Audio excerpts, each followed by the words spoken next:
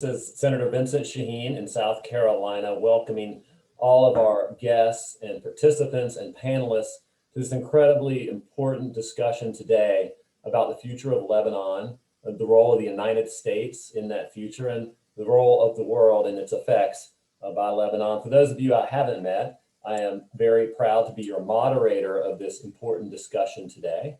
I live in a small town called Camden, South Carolina. My great-grandfather Abraham emigrated to this town from Lebanon in the late 1800s when he came in Ellis Island, and he and his sister and brother walked from New York over the course of a year and ended up in this little town and decided to stay. And so my roots go back there to Lebanon, and I'm proud today to discuss and moderate what is going on in Lebanon today. We have an incredible panel of experts from around the world to discuss the issues of the day in Lebanon. We'll go for about an hour and a half, and we ask all of you to bear with us, to listen. We'll take questions through Facebook Live, and we'll also take those up toward the end of today's seminar. I want to turn it over first to the president of IDC, who is sponsoring and putting on this effort today. We're so thankful that they're doing it. And so I'll turn it over to Tufik. Tufik? Yes, my friend, thank you so much for making this happen today, and we look forward to hearing from you. Sure. Thank you, Senator, for all of your support and ongoing support for IDC and for the Christians in the Middle East and for the Lebanese, of course. Here it's our subject today. A lot to discuss on Lebanon. We're trying to find solutions for Lebanon and come up with new ideas how we can save Lebanon, if that is possible. So we're here to, I want to thank each and every one of the panelists. It's a great expert panelists that we're going to hear from today. And we're here to discuss a few things on Lebanon. The major two problems are, of course, the control of Hezbollah of Lebanon and the government, and the corruption. And those are the two big issues in Lebanon, other than many others that we have to work on, like Turkey, Iran, and regional problems.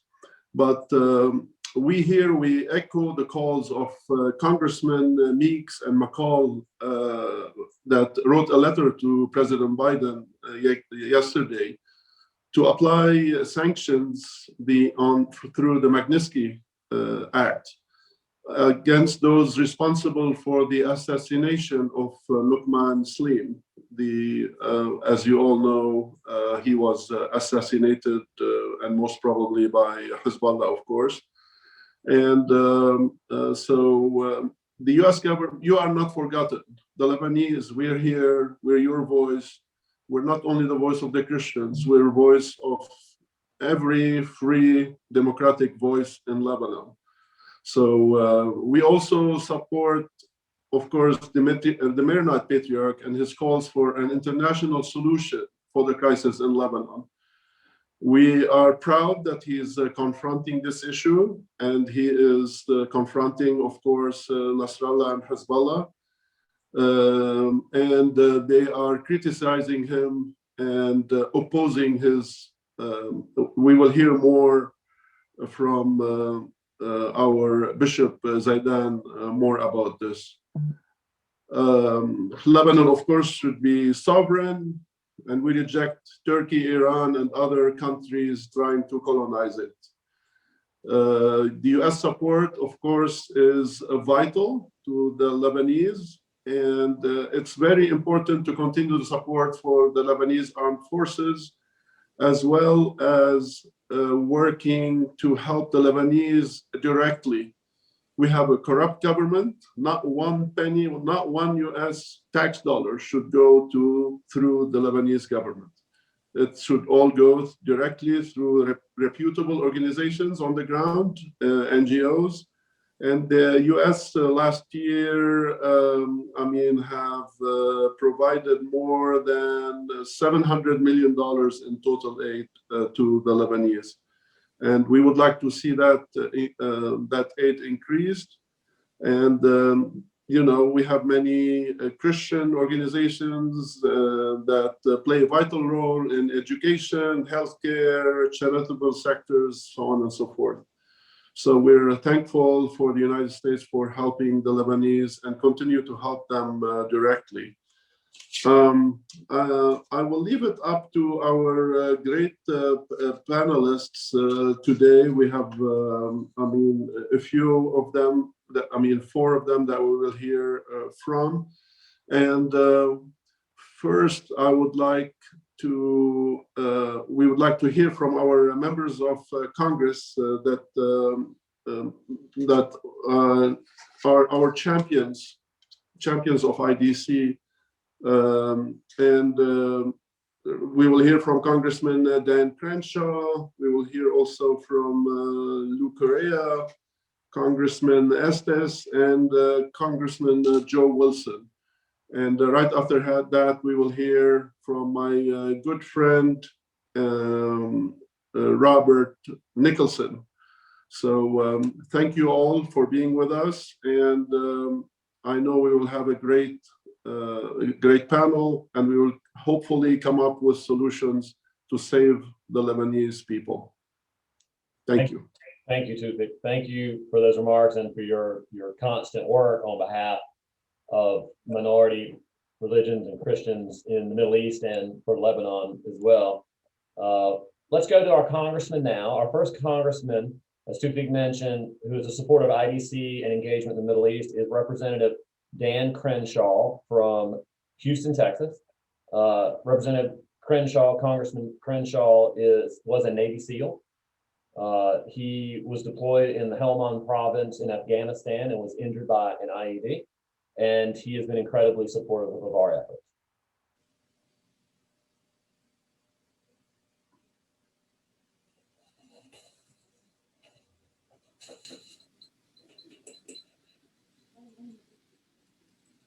Good afternoon. I'm Congressman Dan Crenshaw, and I'm happy to be here with you today to discuss an issue close to my heart, Lebanon. I had the pleasure of spending time in Lebanon, and I saw firsthand why it is the Paris of the Middle East. I also saw how unique Lebanon was culturally. There's a long history from its Phoenician roots to the various empires that have come and gone over the millennia. Today, it is a mosaic of cultures and religions, but united by an intense pride of being Lebanese. As a Texan, I know about that kind of intense pride and think we could adjust a saying about being a Texan that my Lebanese friends would appreciate, which is this: never ask a man if he's Lebanese. If he is, he'll tell you. If he's not, there's no need to embarrass him. We were here for a serious reason. That mosaic that makes Lebanon unique is under threat. As political and economic conditions deteriorate, there has been a flight of Lebanese Christians from the country seeking greater stability and opportunities. We've seen this flight from the wider Middle East over the last 2 decades as Christians from Iraq and Syria flee the violence of war and revolution. In Lebanon, the Maronite, Orthodox, Armenian, and evangelical Christian communities are vital to the character and culture of the nation. We're here today to discuss how we can work together to make sure Lebanon and the Lebanese people can remain strong and stable under current external pressures of growing regional competition, terrorists and their state sponsors who seek to dominate domestic politics, and the crisis of refugees and displaced people in Lebanon as a result of the Syrian civil war. These major problems further complicate domestic, political, and economic pressures which could tear Lebanon apart. While the consequences would be grave, I am hopeful. I'm hopeful because I have met Lebanese people and I know their character. I know their will to overcome adversity, and I know their pride in their country. I'm also hopeful because of people like you, who are joining us today to discuss the problems, but more importantly, the solutions. So thank you for being here today for this important cause. God bless Lebanon. God bless the United States of America. Thank you, Congressman Crenshaw, for that message. Next, we'll hear from Congressman Lou Correa. Congressman Correa is from Orange County and has worked across party lines constantly in order to better effectuate solutions to the problems that we face. He is married to his wife of 27 years, has 4 children and is a member of Christ Cathedral Catholic Church. We'll hear from Congressman Correa.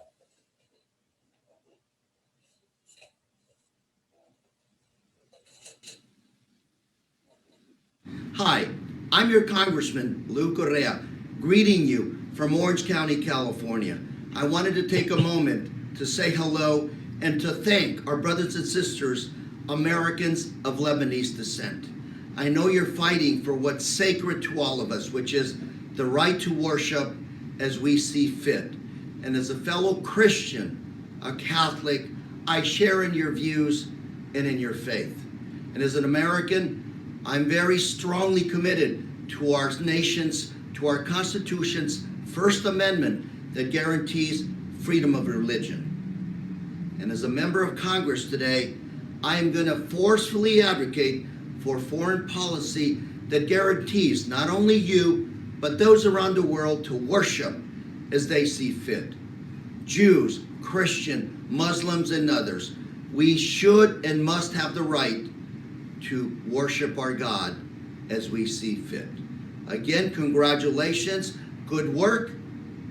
Let's stay in touch and let's get busy. Thank you very much.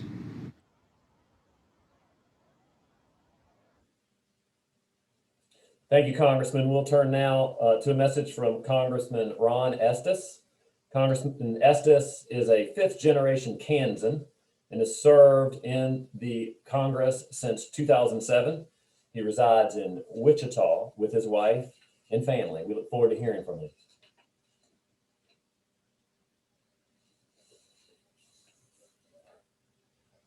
Good afternoon.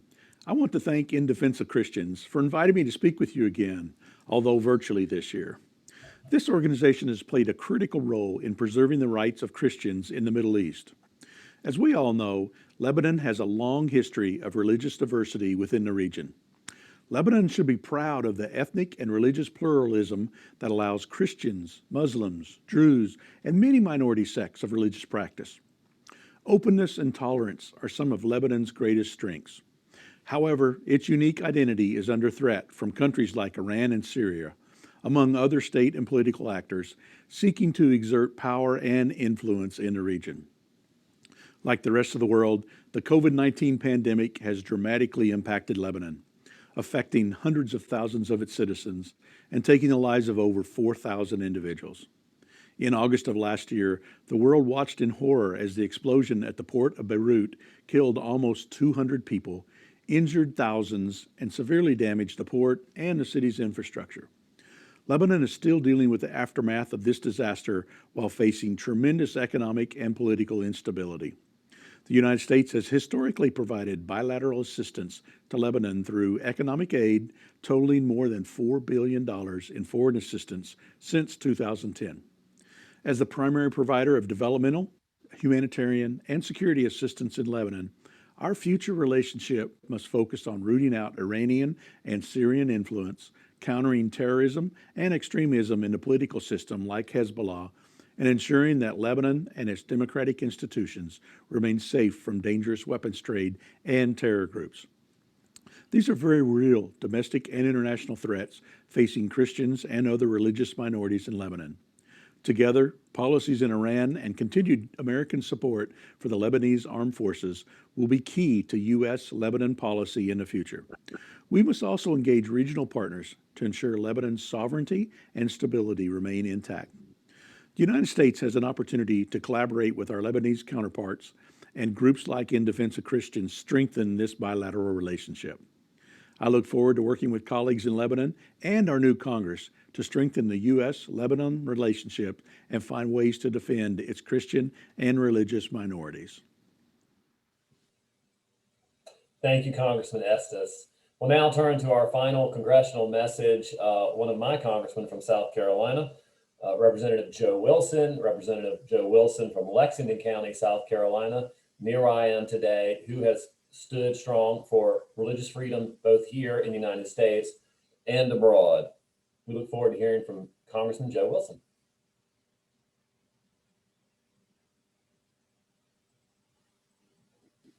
Ladies and gentlemen, as the ranking member of the House Foreign Affairs, Middle East, North Africa, and Global Terrorism Subcommittee, I'm committed to an agenda promoting peace and security across the globe.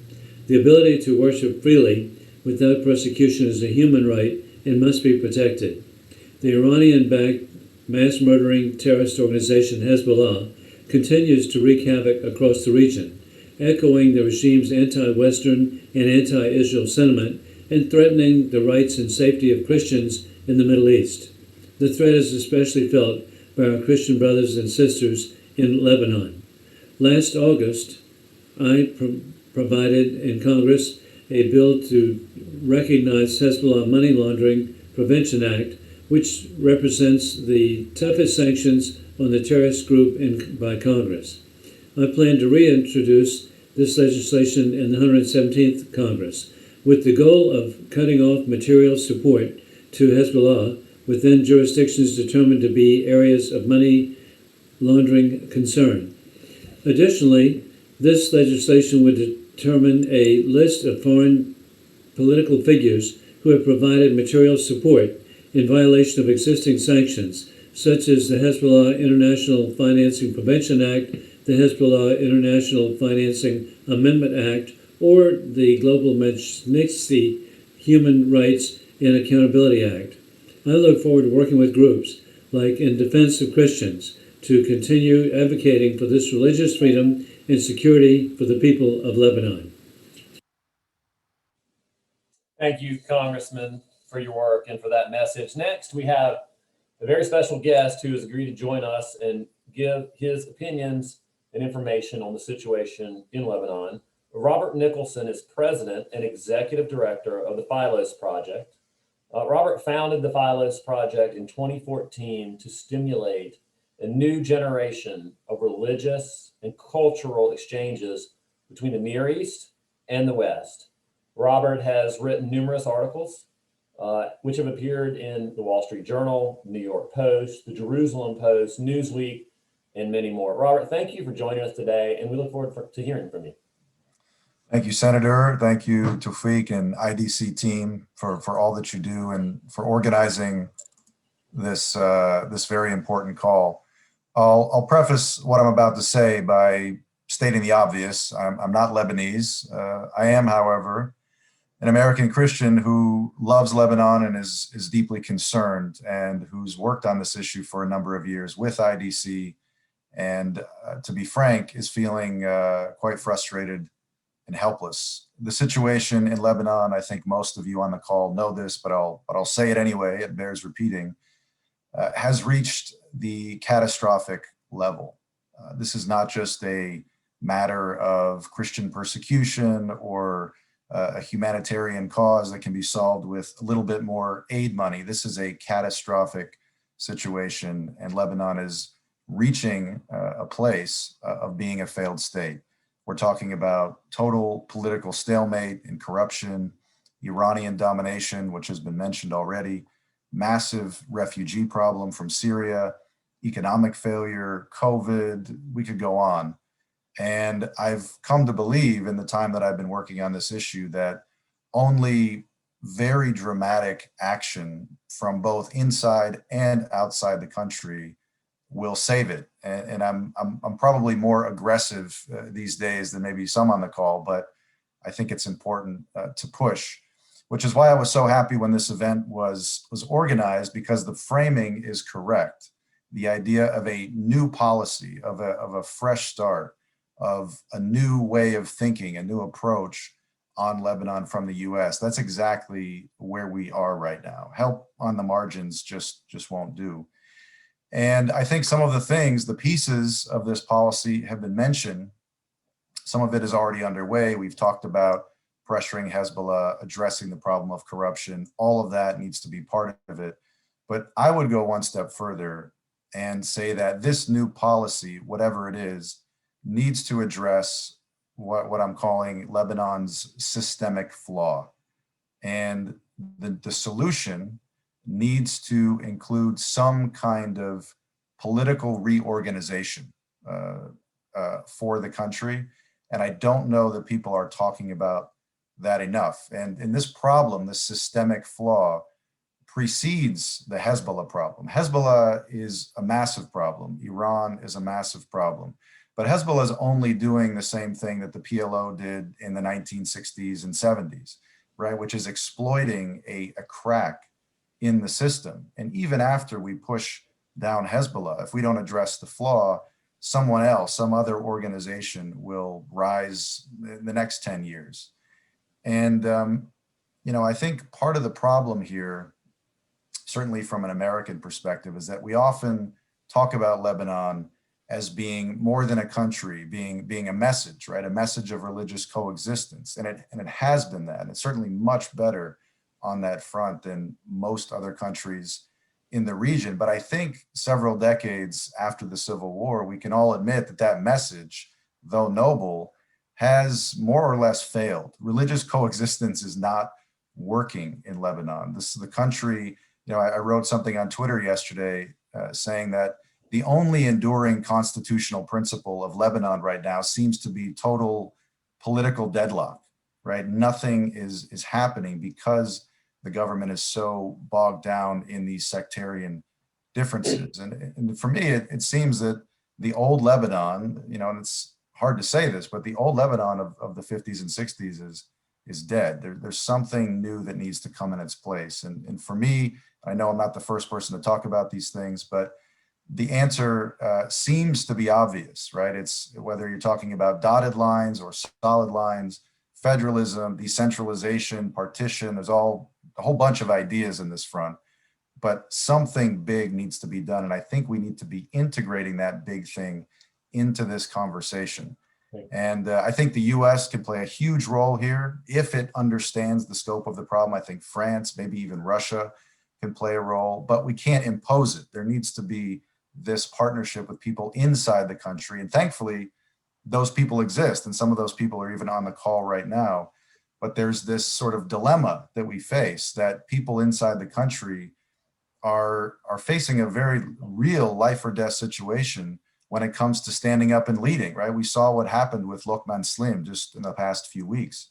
And it's important for us on the outside, even as we're pushing toward this idea that the patriarch mentioned, an international conference, absolutely, I think the direction that we need to go.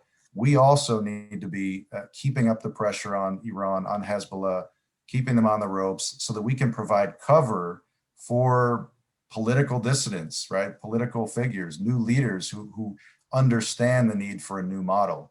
And I think the sooner we see all of this, and now again, I'm talking as an American, the better. People inside the country, I think, already sense that, the scope of the issue. But I think as we're thinking about a new policy, we need to be thinking much bigger. This is not something that we can throw money at and hope goes away. This is a massive thing. And if Lebanon fails, it may be a small state, but it's where all the triangles in the Near East touch. All right, Rob. Different issues. And I think that we need to be aware of that and realize that success here is going to have, positive implications everywhere else. Rob, thank you for really setting the table for this panel discussion to come and putting an edge on how important and what a critical phase we're in Lebanon that we face today.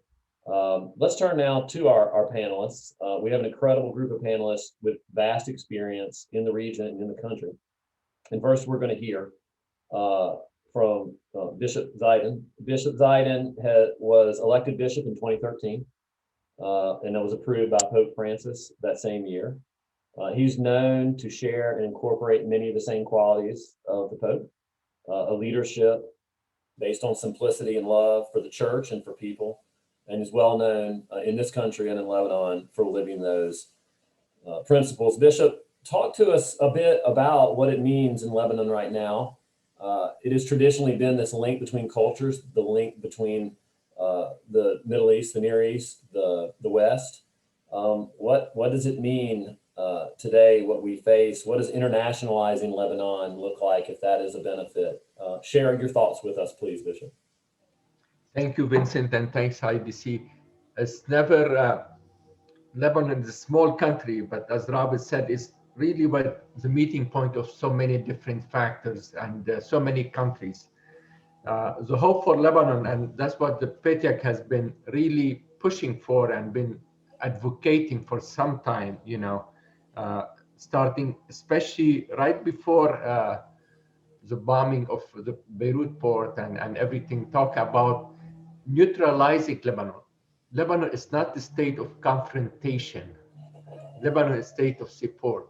Then making it to be confrontational state. We're not in that part. We don't have the ability to confront military or any other way. We want to be at peace. We want to be sovereign. We want to be independent. We want to be prosperous. We want to be the leaders in education and you name it, and business and everything that really builds the country, not to be confrontational one against another. And when we deviate from that perspective, and we start losing everything. And that's why the Patriarch was emphasizing about this neutrality in that perspective, and talk about the history of Lebanon from the beginning. Never took side with any Arab country against the other. We wanted to be the one who bringing people mediator together. And we talk about how this neutrality would be. And he talked about 3 dimensions of neutrality. Neutrality, which we refuse to join any coalition against another. Neutrality also emphasize the importance that we are in solidarity with all the human rights and all the human freedom and everything, freedom of worship, freedom to exist, freedom to do business, to educate, you name it, all the kind of freedom expressing your opinion. In fact, the Arab countries, even the Arab world, they say, some people told the Patriarch, even when we fly over Lebanon, we smell freedom. You know, this is the country, despite everything, in some way, it's a fresh of breath, fresh air, breath of fresh air to them and everything. And the third dimension is really strengthening Lebanon through its various institutions, from, if I want to talk about judicial, legislative, executive, military, and you name it. And this active neutrality would really bring to all its sectors some kind of prosperity in some ways. Talk about Lebanon used to be the hub for education. We're losing that point. We used to be the hub of invention and creativity, banking system, economic system. You know, they used to talk about Lebanon from the Switzerland of the Middle East. And from that point, the Patriarch now is calling, since there is some kind of paralysis and political paralysis and economic really downturn and catastrophe, he's calling for some kind of really international conference to support Lebanon under the umbrella of the United Nations, where not only one country is dominating, it's not only hijacked by Iran or Syria or even Saudi Arabia or something. They all wanted to feel as Lebanese, where all the people bring together and stop together, all the Arab, all the world, you know, and all the people who care for Lebanon. It's in the advantage of everybody to have Lebanon, the true free that would play its role for the well-being of the region as well. And from that point, we will bring the message, John Paul II always said, Lebanon is more than a country, is a message to the East and to the West about coexistence and not only being a religious country, but accepting all religion. And to the West also, this bridge between East and West, it's unique in Lebanon from that perspective. Those are things bringing under the umbrella of United Nations will help achieve that to a certain degree. And hopefully Lebanon will start coming up out of its really catastrophe. It could explode right now. They talk about more than 60% under the poverty line of people right now. If it wasn't for the few dollars they receive from their relatives who are living outside Lebanon, Lebanon would have exploded long time ago, because the government is paralyzed, is corrupt. Yeah, you name it, is hijacked by Hezbollah in so many ways. Think about it, is now since August, we don't have a government, we don't have a cabinet, there is no meeting. It took 2.5 years to elect the president. Anytime there is election or appointment or for forming a cabinet, it takes forever. And the country is really paralyzed and nothing could be done. It cannot stay like that. We have to come up with some kind of form, constitution, principle, you name it, whatever you want, to make sure that the system works in some way or another, and we won't have to face this dilemma every time we go through it in some ways.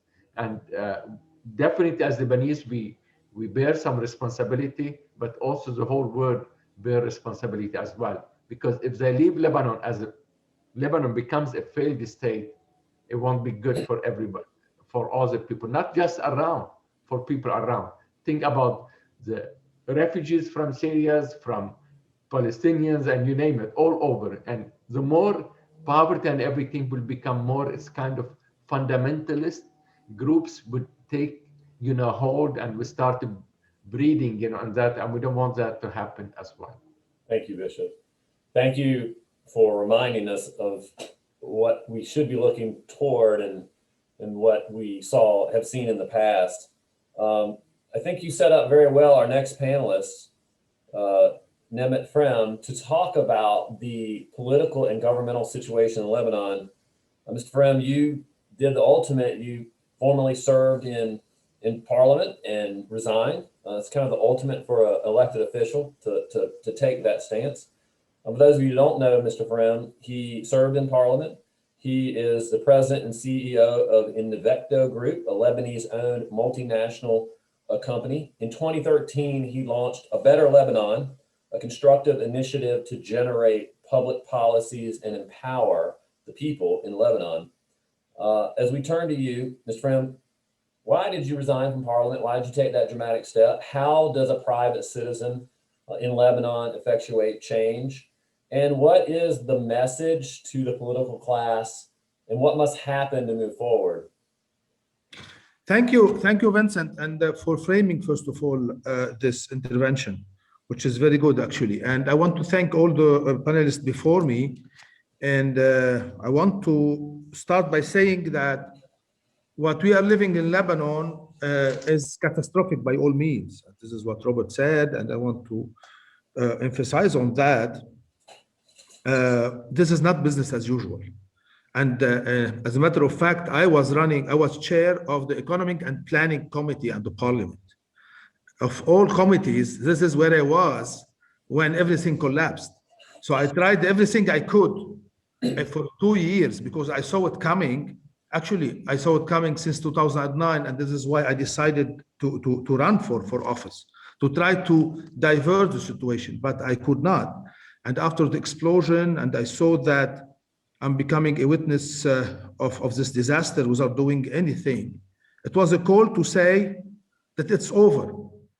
The system, as you are saying, is at the end of its path. This is 100 years of Lebanon, 1920, 2020. And I could see that we are in a situation where the Lebanon that we love, that we believe in, the Lebanon, the beautiful Lebanon, the glamorous Lebanon, the productive Lebanon, the clean Lebanon, the Lebanon of education, of a medical hub of the Middle East, banking hub, is fading away. It is catastrophic by all means. And I would say more. I would say that the identity of Lebanon is going away. As we speak, the pillars that we started building 500 years ago, really 500 years, when we decided to teach for free in Mount Lebanon, the boys and the girls, that was in 15th century.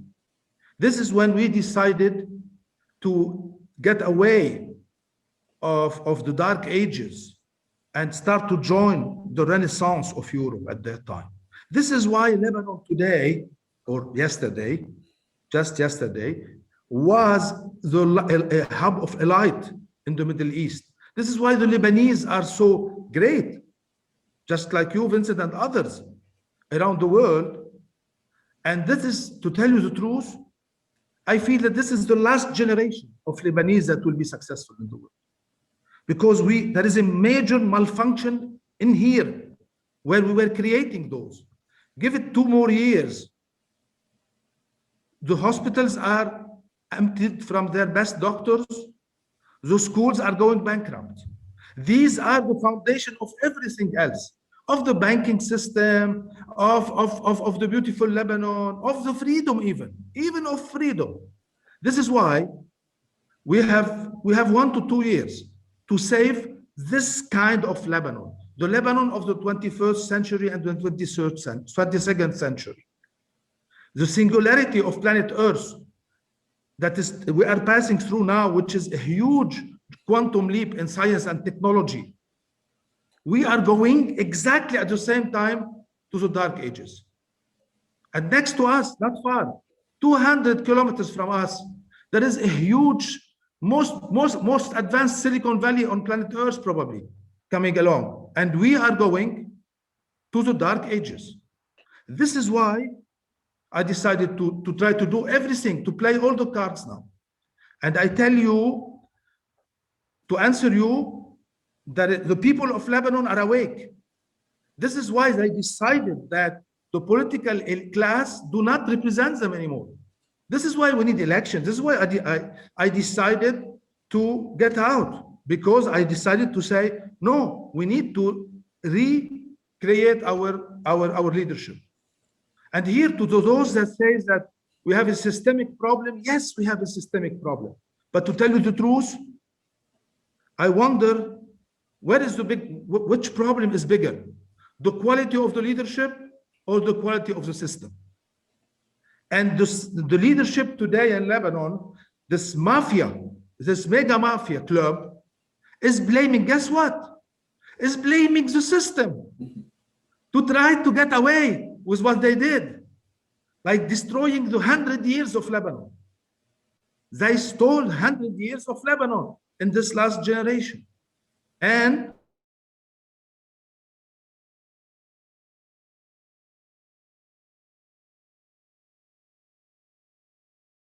so we said to ourselves, where do we go from here? What is the new policy of what should be the US policy to save, if we want to save this model? It's saving the model of Lebanon, this pluralistic, successful Lebanon. We don't want only to save Lebanon. Saving the model, I would say, why do we want to save it?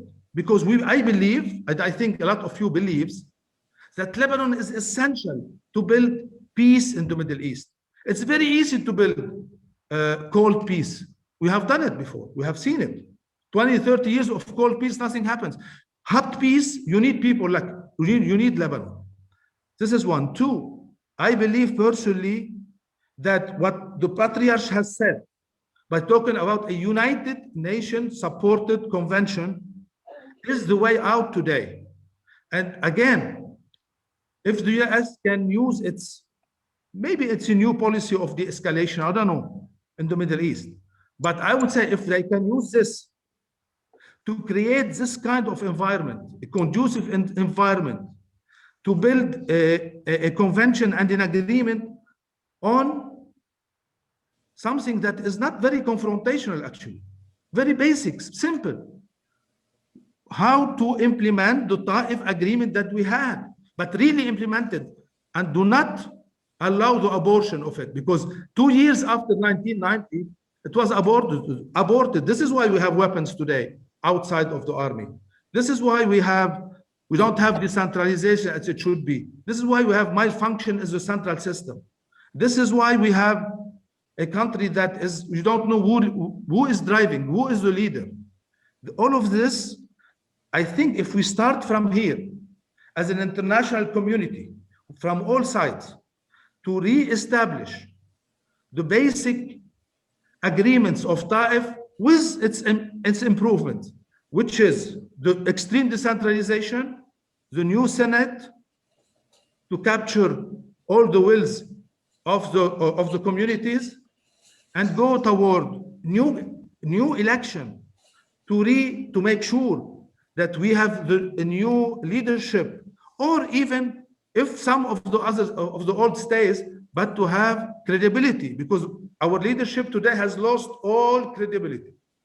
So whatever this period needs as decisions, this kind of leadership today cannot take them because they have zero leadership. So having this in mind, I think the Patriarchs today, if we can all help this new initiative and try to build around it international consensus, so that we build a place of not confrontation, as Bishop Zayden said, a place where we can use at the heart of what we want to build in the Middle East, a place of peace and modernity.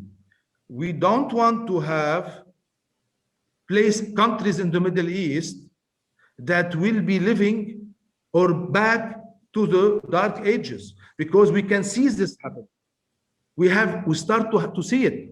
The disease of failed state in the Middle East is becoming is a pandemic issue, and is the biggest threat to the stability of the globe, I would say. Ms. Frem, thank you for driving home the urgency of what we're facing in Lebanon and what you're facing in Lebanon, and really introducing this concept for our next speaker, Melhem Khalef. Mr. Khalef has been called a breath of fresh air in an intoxicating environment. He served as the Beirut Bar Association president. He's been said to have been born and raised by the Lebanese Constitution, as he comes from a long line of family of jurists, judges, and lawyers. Mr. Khalef, as we turn from Mr. Frem's passionate explanation of what's occurring and what he's lived through, help the listeners here today understand, and our other panelists understand, how we arrived at this, why sectarianism is very much crippling Lebanese politics and government, and following up on Mr. Frem's point, what does the next generation of Lebanese elected officials, citizens, and politicians look like? Mr. Khalef. Thank you. You're on. Thank you. Okay. Good evening for everybody. Thank you for the invitation. Thank you for Tufi and for the IDC. Allow me, first of all, to start by apologizing for my weak English, but I will try my best to speak slowly and easy. Don't worry, my Arabic is much worse. Lebanon apparently is a democracy, but the democracy have a rule. The rule is based on 3 principles. First of all, we have to make a separation between the 3 powers. The second is how to rotate the power. And of course, we have to think about accountability. All of these 3 principles are not respected.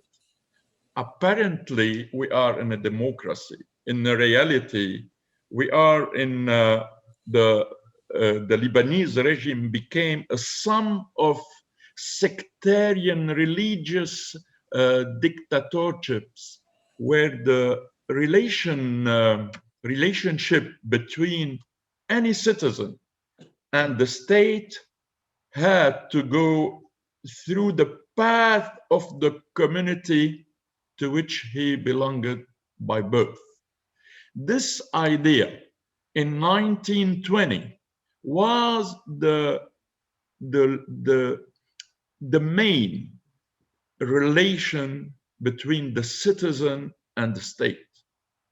100 years after this idea, this relationship is failed. In 2020, we definitely need to restore a normal and direct link between the citizen and the state. We have to liberate from the intermediary of any religious dimension.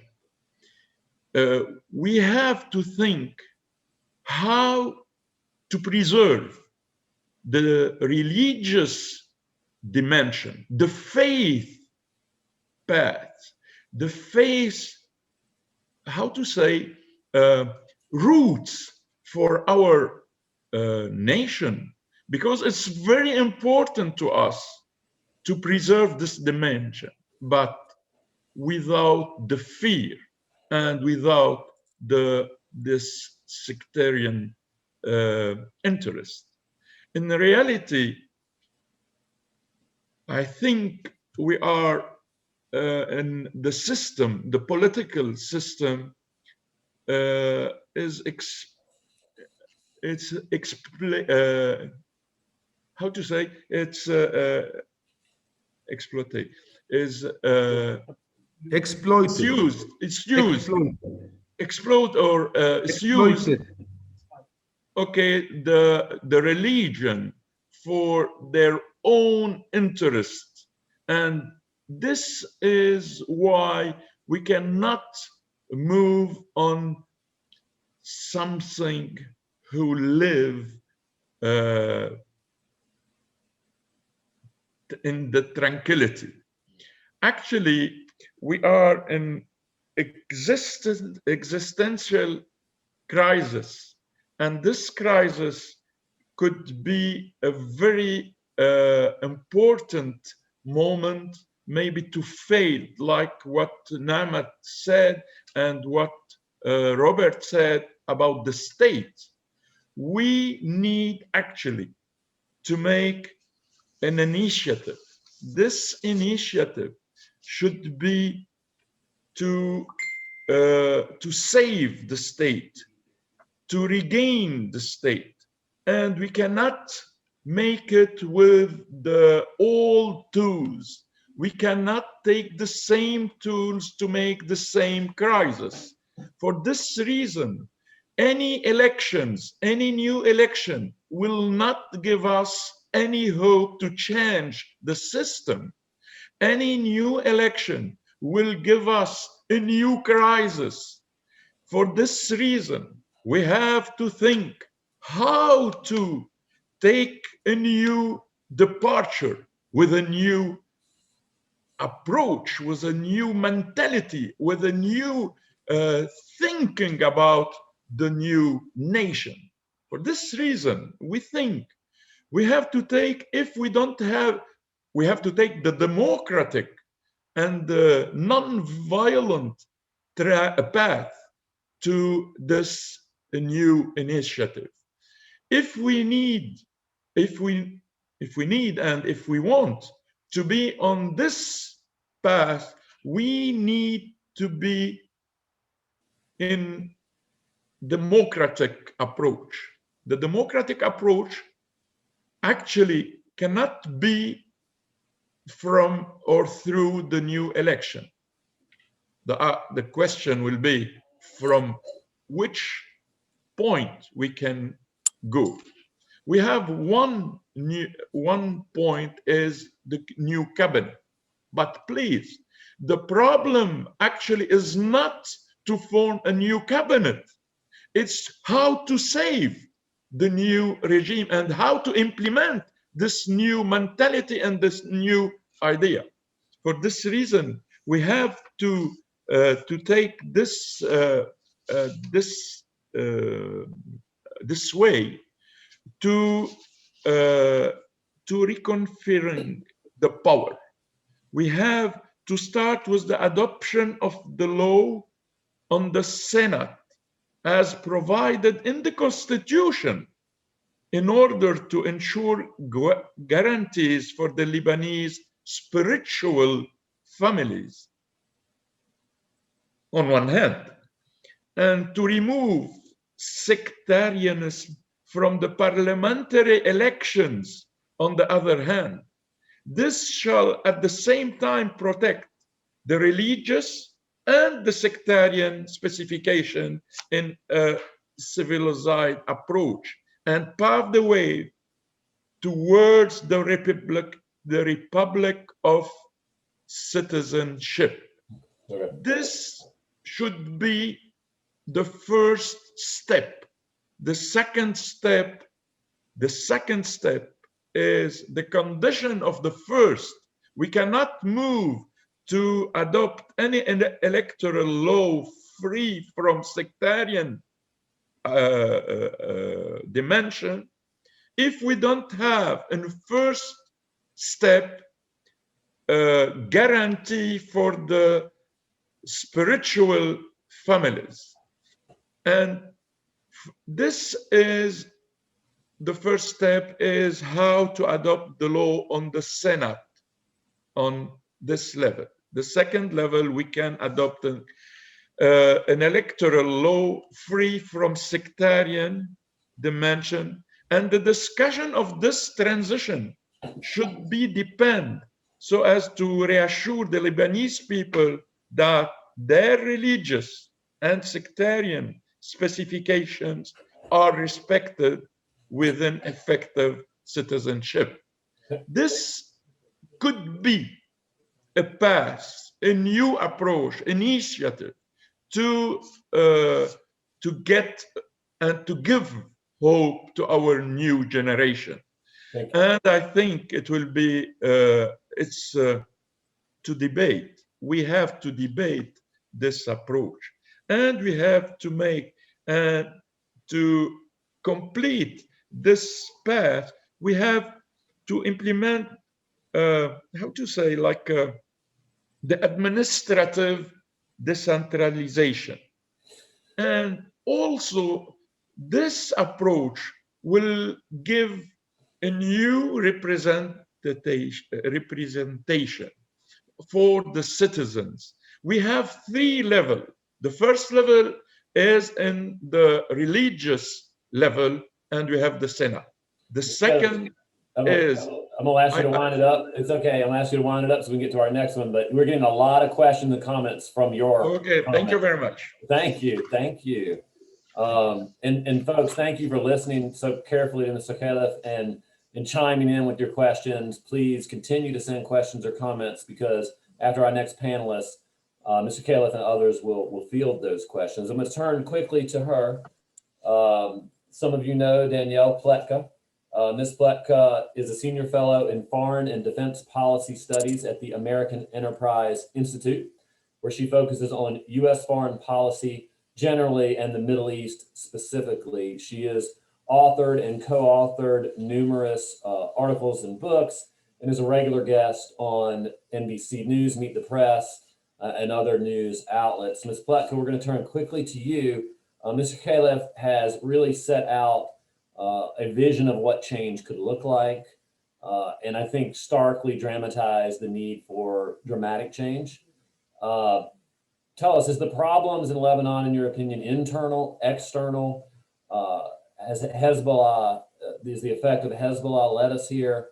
What about other foreign powers and the effects that we have seen there? This is a very short time for you to talk through these things, Ms. Pletka, but I turn it over to you. Thank you, Mr. Shaheen. You did a very good job emphasizing that I need to be quick. I wish we could have at least 2 more hours on this. We could all talk. We could talk endlessly about this. Thank you to Taufik, and thank you to all of the panelists. Truly, this is an enormously challenging question, and it's heartening that even after so many decades of what I can frankly call disaster, that there remain so many people both inside the country and outside the country passionate about trying to restore the Lebanon that should be, as opposed to the Lebanon that is. You know, you asked me this inside-outside question, and I think it's a very important one. You know, if I can be courteous to our Lebanese friends who are on this call, part of the problem is that Lebanese don't want to take enough onto themselves. Even before the existence of Hezbollah, we had a series of powers over the years who were there, but remember, they were always invited. And it is that conflict, that internal conflict, and the desire on the part of various Lebanese groups, subgroups, sects, tribes, families, regions, you name it, to look outside for support that has so undermined the system. You know, we can pick the National Compact, we can pick the electoral law, we can blame The president, the prime minister, the speaker, Hezbollah, we can blame all of them. And while that's very satisfying to say, it doesn't actually do very much. So why is Hezbollah there? Hezbollah is there because it can be. Hezbollah is there because the Iranian government took an opportunity through, because of the conflict on the ground, because of the general disenfranchised feeling of southern Lebanon and of Lebanon's Shiites.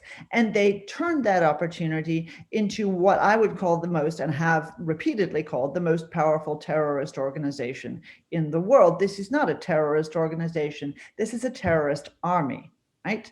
Extraordinarily well supplied, extraordinarily dominating, domineering in terms of its own weapons, but also an integral part of what people like to call the fabric of Lebanon. How do you unthread that fabric? How do the Lebanese people on the one side and the United States and the French and your friends, and when I say your friends, I don't mean the people who come and help you fight against your internal enemies, but your actual friends, your national friends, how do they do anything? Honestly, for me, having worked on this for many, many years, more than I care to admit, I would say that the answer is no longer within Lebanon. People like to say it's a failed state. People like to say, if only we could deal with the corruption. But the answer is that, in fact, these problems are now woven into everything that there is in Lebanon. You can't have electricity without corruption. Okay? You can't have garbage collection without corruption. I'm not talking about power here. I'm not talking about the central bank. I'm talking about rubbish. Okay? When you get to that kind of a state, you really are looking at a situation that requires dramatic change. And it seems to me that that change, unfortunately, needs to begin not inside Lebanon, but outside. It needs to begin with the influence that outside parties, particularly Iran, but also to a certain extent Syria, and to a more limited extent Israel, play in Lebanon. Unless we are able to do something, most importantly, about the role that Iran plays in the region, there is no hope for this country. There is no hope. And I say that understanding that this is one of the most intellectually rich, most diverse, in many ways most secular, and most respectful of religious differences community that exists in the Middle East. Nonetheless, what we have had over the last 30 years is a situation in which Lebanon, the model, has proliferated. So Lebanon is not Lebanon by itself. Lebanon is Yemen, right? Lebanon is Iraq. Lebanon is Syria. This is the model that Iran imposes. It is to have a dominating political party from a sympathetic secular religious group, and a military power that exists alongside, but also a destabilization. All of you who are nerds like me know what the expression Lebanonization means, and it is not a compliment. Okay? The responsibility here is with Iran. And I'm not going to sit here and turn this into an Iran event, because it's not. But I think we cannot lie to ourselves in suggesting that somehow, if there is some magical fix inside Lebanon, things will go away. They won't, because there is no magical fix. One of the things that I've talked about, and I'm going to wrap up, I can see Mr. Shaheen sort of looking at me with his beady eyes. But one of the things that we've talked about, for example, is the importance of having a law inside Lebanon that forbids outside money from coming into the country in order to influence political parties. Okay, that law already exists.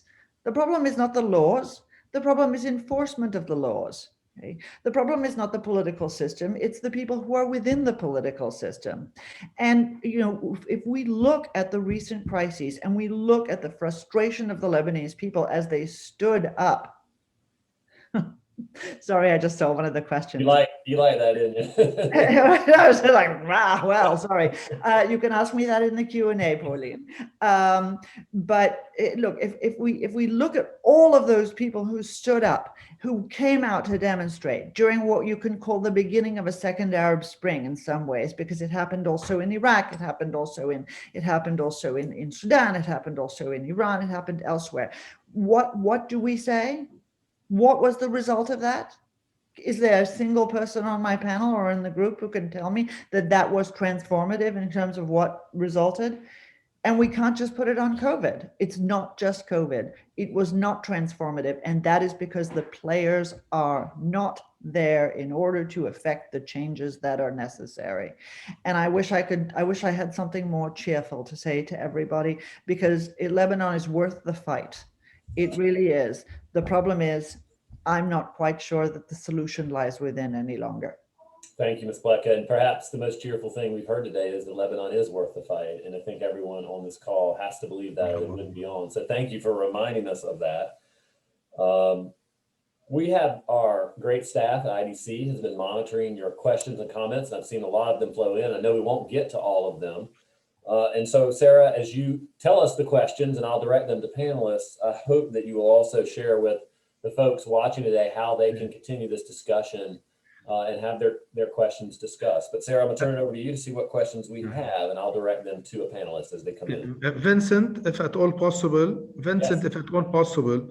I am committed for a TV now within 5-10 minutes show. Leave when you need. So to. if you have 1 or 2 questions for me at the beginning before I go, or I just have to excuse myself, even though I wanted a lot to talk and comment on Danielle intervention we'll challenging. We'll give you 2 minutes, Mr. Fram, right now before you have to go to comment on Okay. what you had to say. All right. First of all, I want to thank Danielle for her passion about Lebanon and why Lebanon is worth it.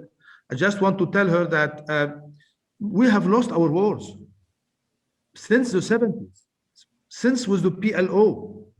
When we tried very hard to fight the PLO after they were kicked out with their arms and weapons from Jordan to Beirut, we did lose the war physically.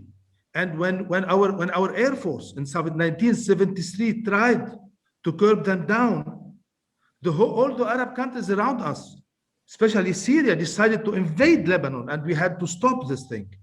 And right after that, in 75, we physically tried to save Lebanon, and we lost. This is exactly what happened in 93, when we tried, and then we could not get out all the weapons from outside the players, except from we took it out except from one, because there was a mastermind doing this in Lebanon. It was not the Lebanese. There was a master players, and the Pax Syriana Americana, if you want, started in 1990, was aborted in 1993, and we were left on our own from 1993 to 2005. And after 2005, we had more than 10 or 15 decapitation, I would say, of the leadership in Lebanon that was trying to rebuild and continue the story from 91. And so that to close this parenthesis and come again. This is why now, I guess, what we are asking for is to go to that point. And I want to warn everybody here that is talking about a system change, a systemic change, which we all need, because we know that the system that we have is not productive, and we all know this. But beware of what we are wishing for.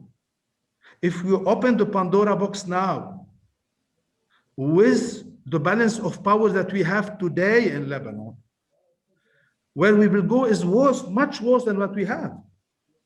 What you need first is to change the balance of power before you open the Pandora box. This is why starting with Ta'if implementation is a very, very, very wise entry point. And thank you very much. Ms. Frem, thank you for being with us, and thank you for that discussion. And I hope we can do this again, and please continue to do good work. Thank you very much. Thank you. So we'll turn to questions now from our audience. Sarah, you want to share with us questions we have? Sure.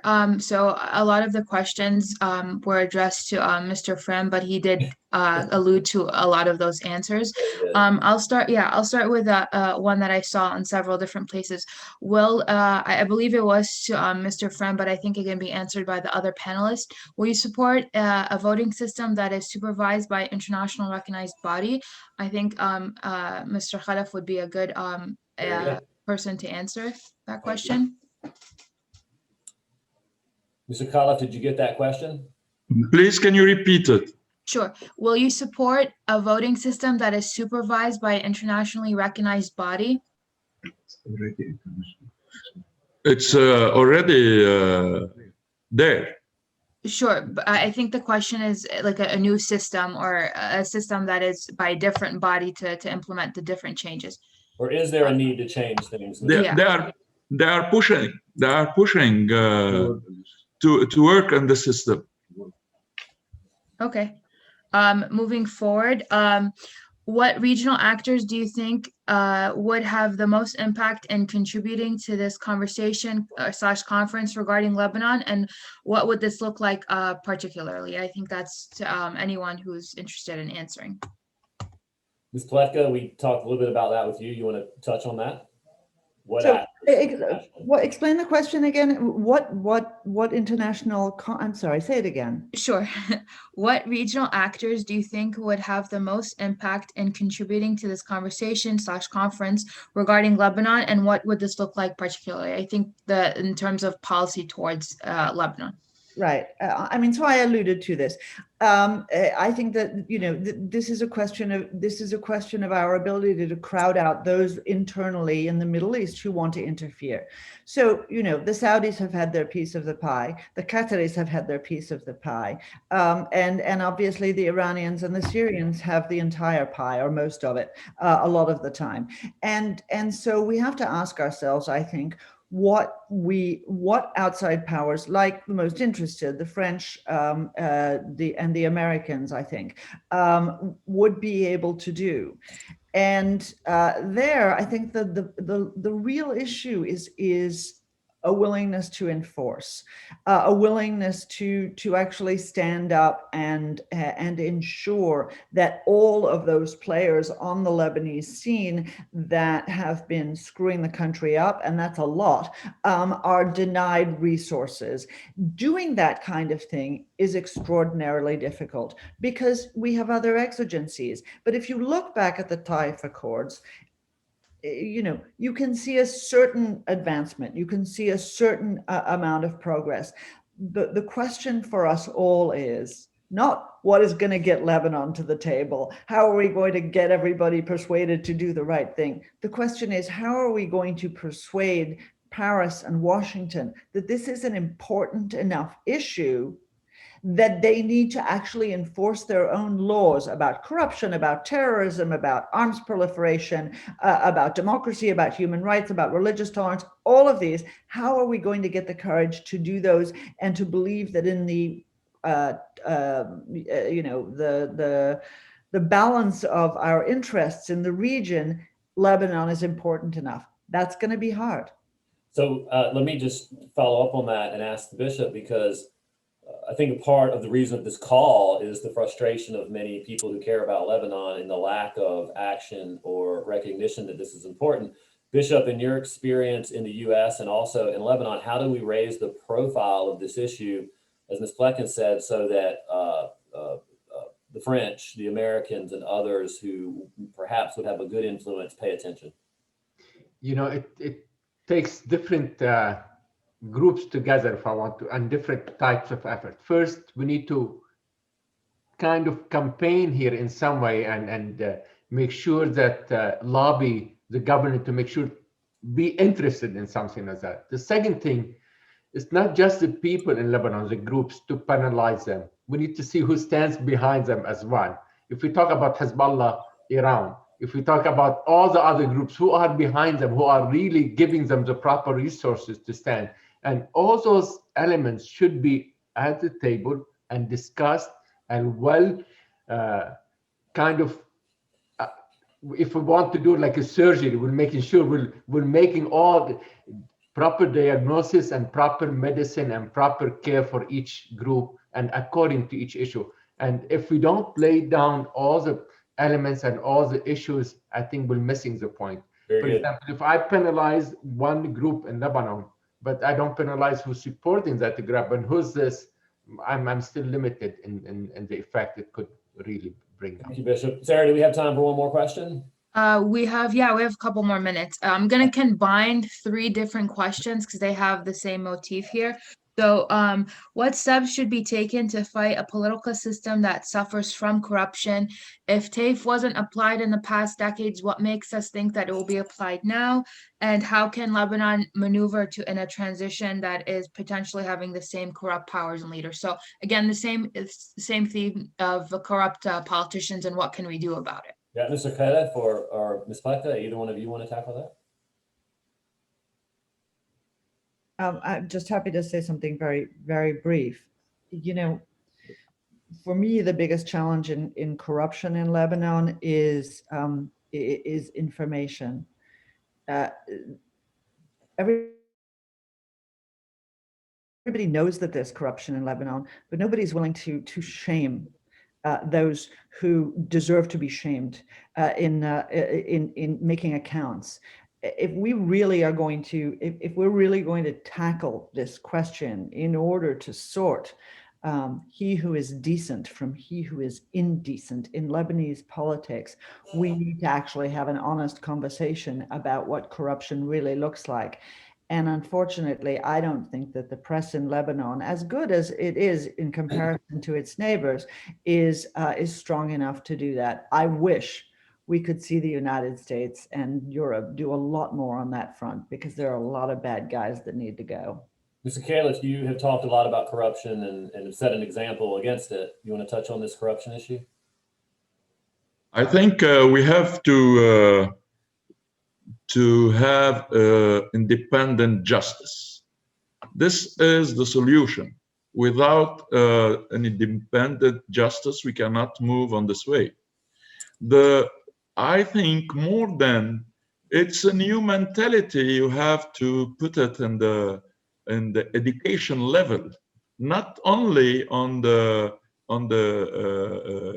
political level. On the political level, it's a must, but also in the system. They make for 10 or more than 20 years like a corrupted system, and the corrupted system is an horizontal and a vertical level. You know, it's like a system. Everybody is in the system, and if you want to break this chain, you have to break it through the justice, not else. And without justice, without accountability, nobody can ask about this issue. And I think it's a new education also, because if we have to fight against the corruption, we have to make it as an individual responsibility. And we have to be a role model, not only to say we have to fight against the corruption and I am inside the system. I have to break the system, first of all, through myself and through my conscience, and to say will not be through my own decision. Right. And second level will be on a good justice and independent justice. Thank you, Mr. Khaled. I think, Sarah, that we are going to wrap it up here very soon, but I want to give each of our panelists just a couple of minutes, and we'll start with the bishop. Just a couple minutes to touch on anything that you think of importance or thoughts you want to leave us with. Bishop? You know, as Odd said, Lebanon is well worth fighting for. And I want to appeal, Lebanon is good for everyone to stay strong, to be independent, to be neutral from that perspective, will be a good balance in that part of the world.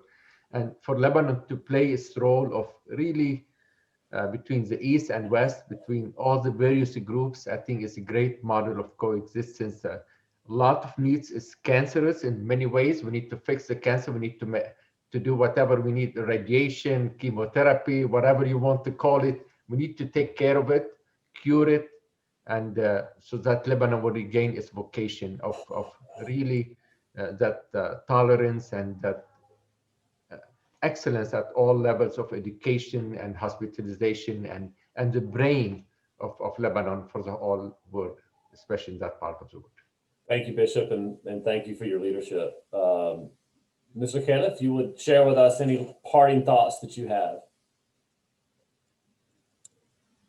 I think we have to create hope. And it's this crucial moment. Nobody can give us hope if we don't keep the hope alive among our fellow Lebanese. We have to find the means to preserve the human rights of the people.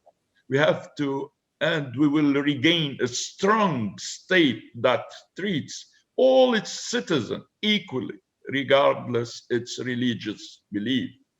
We will do all its stake to secure a modern country for our citizens, where the freedom of everyone, included the freedom of belief, will be preserved. This is the important thing. And, you know, it's not only about words, it's about act. How to give hope actually in this moment, is this crisis, if we don't have the act, or if you don't believe somewhere to say these crises, it's not strong more than our will. And our will is to preserve this country as a message not only for itself, but also for all the region.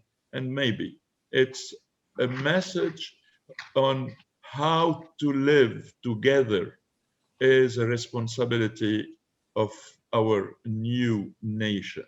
This is my message, is to preserve Lebanon as a message, like what the Pope Jean Paul II said about this small country, but with a big message. We will do it. And this is our hope. Thank you, Mr. Kenneth. Ms. Flecka, share with us your parting comments and thoughts, please. So at the beginning of this event, somebody mentioned my friend, and I know a friend to many who are on this call and in this conversation, Lokman Saleem. For me, his murder encapsulates everything that is wrong. Someone who was standing up for the Shia, standing up to Hezbollah, someone who loved his country, someone who believed in a Lebanon that was free and fair for all Lebanese, free of outside interference, free, in ways that it has not been in many decades. Maybe if we can press for justice, maybe if we can press for a solution to find the perpetrators among Hezbollah who are behind his killing, maybe if the United States can step in with Magnitsky sanctions, maybe if we can do more to make his death count for something, then maybe we can get a little bit along the road. I know many have died before him, and I'm afraid many will die since, but that would be a concrete bit of effort that we could make, and certainly something that I would be very proud to be part of. Thank you, Ms. Flecka, and thank you to all our panelists. Before I turn to a closing statement by our IDC president, Tufik Baklini, I want to thank all of our panelists for taking the time today. I wish that we could do this in person. I wish that we were all gathered together and that this message was then televised out to the world, because it's such a message that needs to be heard. And I leave this conversation with hope that we can move from words to action, perhaps above all else. Hope that the country I live in now can help the country of my family in the future, and hope that these voices we've heard today will be lifted and that change will come. I am honored and proud to have participated in this with each and every one of you and to learn from you, just as all the listeners today learned. And I also finally hope that this conversation will continue offline amongst many of you. With that, I want to turn to Tufik and ask him to give us some final words. He is the motivating force behind today's gathering and much of the voice that we have heard related to Lebanon over the last few years. So Tufik, are you there? Yes, I'm here. Thank you, Senator, for taking the time and emceeing this panel. And thank you to all of our panelists, Bishop Zaidan and my friends, Daniel Pletka, Namat Frem, as well as Milchem Khalaf. We are here and we will be the voice of the voiceless in Lebanon. We are and we will be the voice of Luqman Slim. We will always help, support, and be the voice for anyone that's willing to speak the truth, and anyone that opposes Hezbollah or ISIS or whatever you want to call it, any other terrorist group.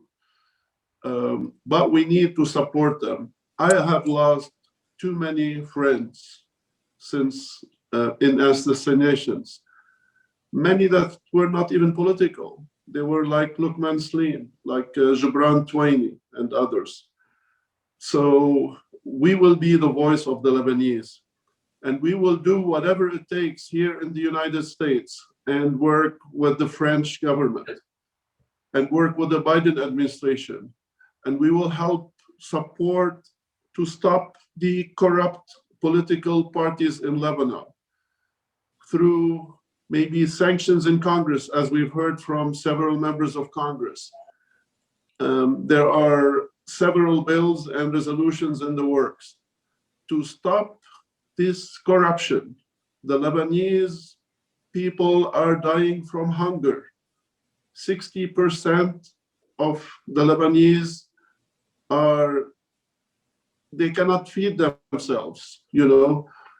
So we will continue to fight with all of our friends within the government, and we will be their voice. And we always work with the US administration on national security interests of the United States. Why is it vital to help save Lebanon? Why Lebanon should be a model for any other country in the region? It was the only democracy in the region. And so we will continue to fight for the existence of Lebanon, free from all people, from all governments. The Lebanese should decide their own future. We are with you. We will support you, and we will continue to fight for you. So thank you all. We've learned a lot from, very honest opinions, and we will continue to work for our Lebanese brothers and sisters, if they were Christians, Shia, Sunnis, Druze, or otherwise. So thank you all for being with us, and you can count on our support, and have a great day. Thank you, Tufik. On behalf of IDC, I want to thank all of our panelists, our staff, our listeners, and I want to encourage each and every one of you as we sign off to go to Facebook. This will be posted there by Sarah, and send the link to your friends, your family, encourage them to watch this today, and encourage their voices to be heard to help Lebanon. Thank you.